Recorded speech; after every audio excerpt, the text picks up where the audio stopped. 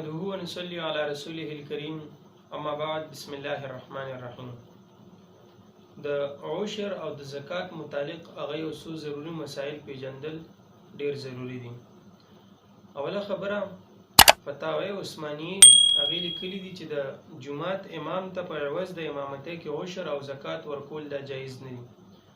خو کوس چرته دغه د لپاره تنخواه هغه مقرره او د هغې نه وروسته هغه فقیر دی او هغه ته هغه محتاج دی مال ته، نو په دغه صورت کې هغه له عشر او زکات مال هغه ورکول جایز دي.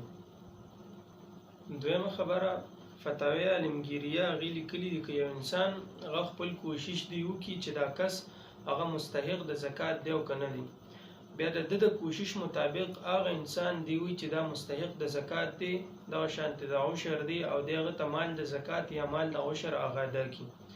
بیا وروسته ده ته هغه پته ولګېده چې دی خو مستحق هغه نو په ده باندې د دغه مال اعاده د دغه عشر او د دغه زکات دوباره ورکول هغه لازم نه دي.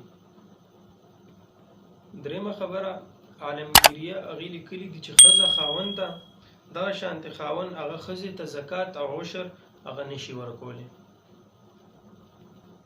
څلورمه خبره بحر الرائق هغې لیکلي دي چې اصول او فروع ته مال د زکات یا د عشر ورکول دا جایز نه دي، یعنی مور ته، پلار ته، نیا ته، نیکه ته، دغه شان د هغې نه په بره هغې ته، دغه رنګې لاندې زوی ته، نوسي ته او د هغې نه په ښکته باندې چې ځي نو دې ته ورکول هغه جایز نه دي. البته د دې نه علاوه نورو ته ورکول جایز دي، لکه رور شو، خور شوه، انګور شوه، نو دې ټولو ته ورکول مال د زکات یا مال د عشر هغه جایز دي. پنځمه خبره چې په کومو مدارسو کې لنګر وي نو دې ته مال د زکات یا مال د عشر ورکول هغه جایز دي. خو البته دونه خبره ده چې په وخت ادایګۍ کې به هغه وضاحت ورسره کوي چې دا مال هغه د عشر دی، دا مال هغه د زکات دی، د دې دپاره چې دغه مال هغه په لنګر کې استعمال شي. شپږمه خبره نوکر له مال د زکات دغه شانتې د عشر هغه ورکول جایز دي، خو دونه خبره ده چې دا به د هغه د محنت صله ني، دا به د هغه د محنت عوض ني، بلکې دا مال د زکات مال د عشر چې ورکوي دا به د هغه د محنت د عوض نه علاوه نور زیاتي وي. دارنګې اوومه خبره یو فقیر او مستحق هغه ته مال د زکات ورکوي یا مال د عشر ورته ورکوي، خو هغه ته دونه ورکوي چې هغه صاحب د نصاب وګرځي په هغې سره، نو دا ادا کول هغه مکروه دي.